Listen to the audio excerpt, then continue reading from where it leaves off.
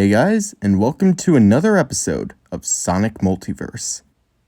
In the story of Sonic the Hedgehog 2006, the Duke of Soleanna tried to recreate the sun god known as Solaris. According to the legends surrounding the creature, it had the power to travel through history, and the Duke was planning on using it to fix the wrongs that the kingdom had committed, and in addition, bring back his dearly deceased wife. But what if he hadn't tried to recreate Solaris? What if his journey to try and fix his previous mistakes led him to the Phantom Ruby, the titular plot device of Sonic Forces and Sonic Mania? Now, I can't take all the credit for this what if. The basic idea was inspired by ShadeX1341, which he has kindly allowed me to adapt the concept. And in addition to suggestions from you guys and fine-tuning of my own, I think we have a basis for this what if. So without further ado, let's get started. I'm ComicFan13, this is Sonic Multiverse, and this is What If the Duke of Soleanna Found the Phantom Ruby. The Duke of Soleanna was a benevolent ruler. However, he had made many mistakes during his rule, and he wished to fix them, especially the one which cost him his beloved wife. He wished that there was a way that he could just change the world, so that he, his wife, and his daughter Elise could all be together once more. One night, as Elise was tucked into bed, the Duke sat alone, trying to think of a way that he could make things right. He threw a bottle at his desk, and as it shattered, he saw a small piece of paper lying next to it. It was from GUN. It was an agreement they had made a couple decades ago. One that, as long as he continued to fund a secret research project, they would protect his country from anyone who dare threaten it. The Duke didn't know much about the project, and little did he care. But he remembered something about the lead scientist going to a mysterious island, one that not only floated off of the Earth's surface, but seemingly disappeared off the face of the Earth every once in a while. He was curious of this island. He wondered if there was something there that could help him. With seeing nothing to lose, in the following weeks, he prepped himself to visit Angel Island. The Duke arrived by private helicopter with a small troop of soldiers, just in case if the residents of the island proved to be a bit hostile. They had special equipment to search for any special radiation that could be found on the island. One of the Duke's advisors remarked that this whole situation was ridiculous and that there was nothing of value on this island, but the Duke reminded his advisor that they are standing on a floating island. Everything about this situation is ridiculous, but he is the Duke, and he believes that this is what they must do. What he must do for his country and for his family. The advisor begrudgingly activated the device, but upon activating it, they were shocked to find that there was a strange radiation source right underneath their feet. The men began digging before pulling up a strange, spiky pink stone. The Duke tried to polish off the ruby to get a better look at it, but as he made contact with the stone, suddenly the world began to change around him. He was suddenly standing at the Festival of the Sun with his wife and daughter. They were both there, happy. And the kingdom was at peace. They didn't need GUN's protection. They didn't need anything. They were a kind, peaceful nation once more. But as the Duke put down the ruby to embrace the new world, everything suddenly changed back to normal. He tried desperately to get the vision to come back, but it wouldn't activate again. The Duke was so frustrated with the ruby that he didn't notice that his soldiers were dropping one by one. He finally heard the thud of his main advisor and looked back to see a small ragtag group of anthropomorphic jackals. The Duke stood there bewildered. He wasn't sure if he should be terrified or fascinated by these creatures.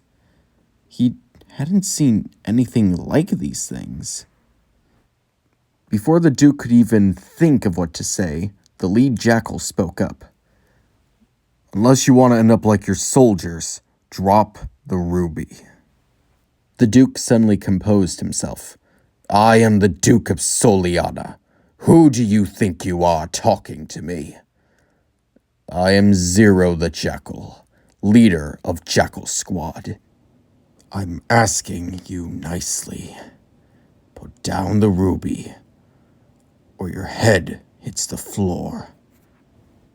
Having no other option, the Duke slowly puts the ruby onto the ground. Zero smirks. "This must be worth something on the Mobian black market. It's so easy to push around those who have such weak wills." Zero bent over to pick up the ruby, but as he touched it, his eyes glazed over. The Duke couldn't tell, but he suspected that Zero had seen a vision like he had.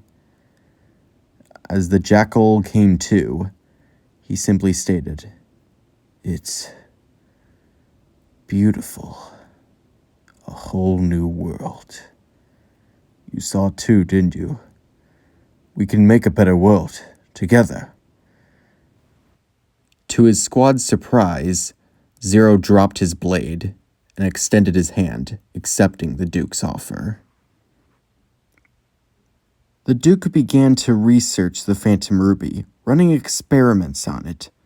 Zero occasionally even practiced with the ruby to see how they could truly harness the ruby's power. However, any illusions that they created would simply disappear as soon as they put down the stone. They needed a way that would permanently change the world. They continued to run experiments on the ruby, trying to make it more and more powerful, until one day, things went horribly wrong. The Duke, Zero, and his lead scientists were experimenting on the mutated Phantom Ruby, when suddenly its power level began to grow exponentially.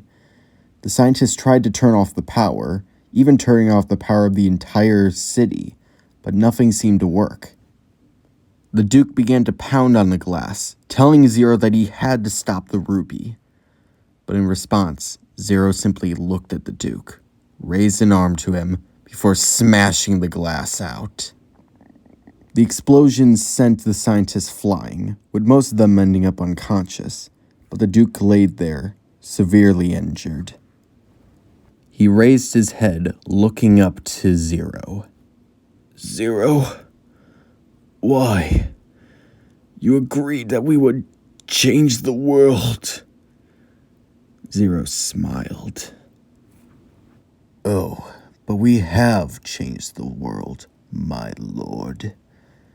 Thanks to your help, I have just become the most powerful creature on both of our worlds." Zero raised a finger, and the Duke screamed in agony. Zero's smile grew.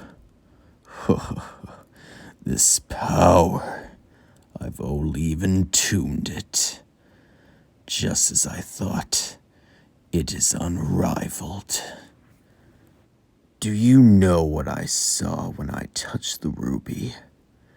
Destruction, death, chaos. I like that."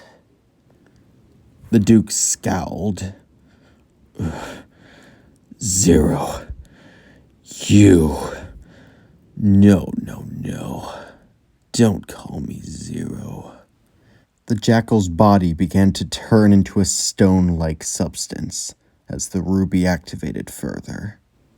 In addition, Zero created a mask, allowing him to shed his old identity. "You may call me Infinite. the final moments that remain. Suddenly, just as Infinite was about to strike down the Duke, a device activated in the room. A small glass container surrounded Infinite. He tried to break out, but the glass was far more thick.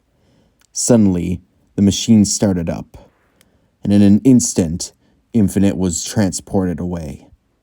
The Duke was shocked.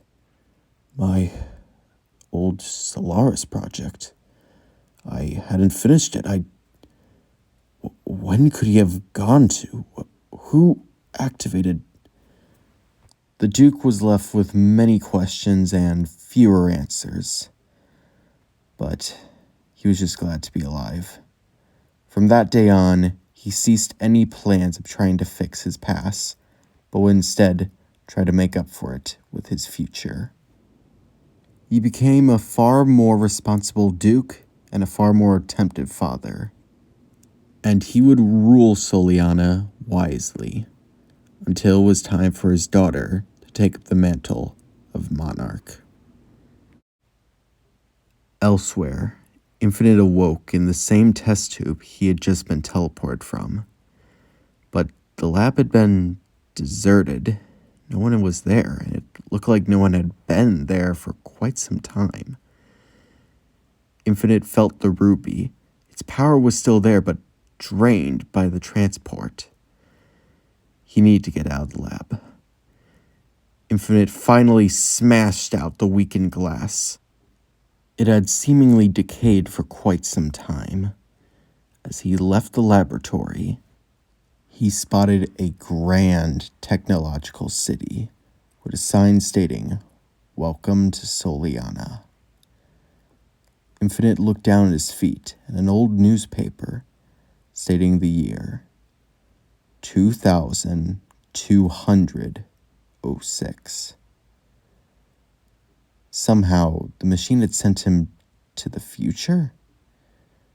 But this made no difference to Infinite. The Duke had only postponed his rule. He will gain his power again, and he will bring crisis.